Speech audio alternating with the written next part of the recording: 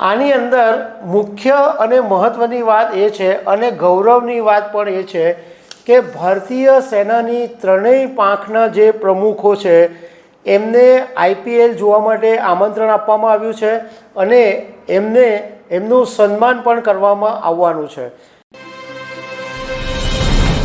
3 જૂને અમદાવાદના નરેન્દ્ર મોદી સ્ટેડિયમ ઉપર આઈપીએલ 2025ની ફાઇનલ યોજાવાની છે અને આ દિવસે એક સમાપન સમારોહનું પણ આયોજન કરવામાં આવેલું છે।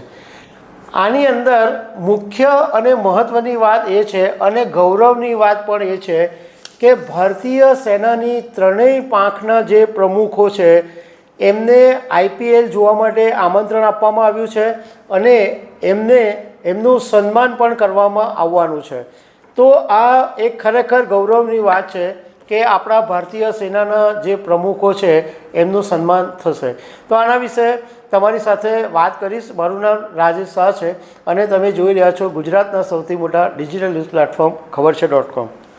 આઈપીએલ 2025 હવે પૂરી થવાની તૈયારીમાં છે। 4 ટીમ ક્વોલિફાઈ થઈ ગઈ છે।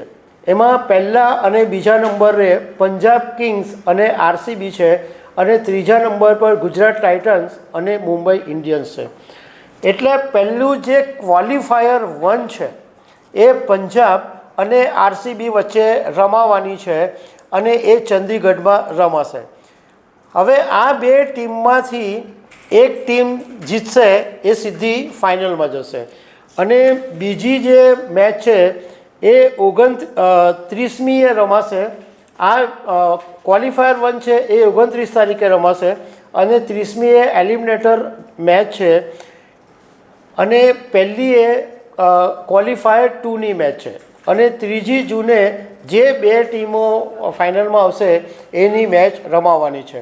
તો હવે જ્યારે અમદાવાદના નરેન્દ્ર મોદી સ્ટેડિયમ ઉપર ફાઇનલ મેચ રમાવાની છે તો બીસીસીઆઈએ એક મોટો નિર્ણય લીધો અને ભારતીય સેના, નૌકાદળ અને વાયુસેનાના પ્રમુખો અને વરિષ્ઠ અધિકારીઓ, જવાનોને આમંત્રણ આપવામાં આવ્યું છે અને આ ત્રણેય પ્રમુખોનું સન્માન પણ કરવામાં આવશે।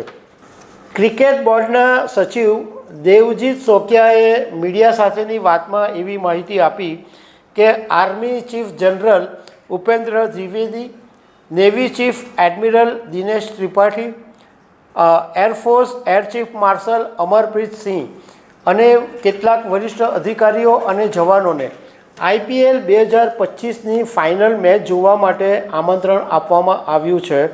એમણે એવું આગળ કીધું કે બીસીસીઆઈએ દેશની સેનાની હિંમત, બહાદુરી અને નિસ્વાર્થ સેવાને સલામ કરે છે અને એમના સન્માન માટે એમને ખાસ આમંત્રણ આપવામાં આવ્યું છે। ઓપરેશન સિંદૂરમાં સેનાની બહાદુરી અને બલિદાનને સલામ આપવામાં આવશે અને આ આખો જે સમાપન સમારોહ છે એ સેનાને સમર્પિત કરી દેવામાં આવ્યો છે। દેવજીત સેકિયાએ આગળ કીધું કે ક્રિકેટ એ દેશનો જુસ્સો છે પરંતુ એ પહેલાં પણ દેશનું સાર્વભૌમત્વ, અખંડિતતા અને સુરક્ષા પહેલાં આવે છે। એટલા માટે એમનું સન્માન થવું જરૂરી છે અને આ ઓપરેશન સિંદૂરમાં આ લોકોની ભૂમિકા ખૂબ જ મહત્ત્વની છે। સારી વાત છે કે 3 જૂને આ આઈપીએલમાં આ બધા પ્રમુખોનું સન્માન થવાનું છે।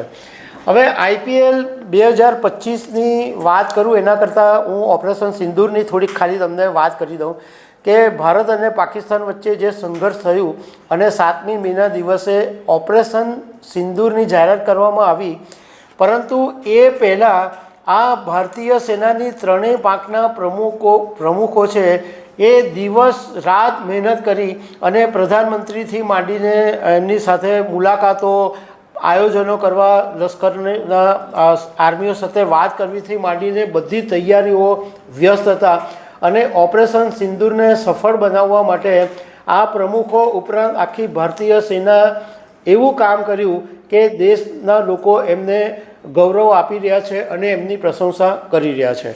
તો દર્શક મિત્રો, આવી અનેક વાતો સાથે અમે તમને મળતા રહીશું। Thank you very much.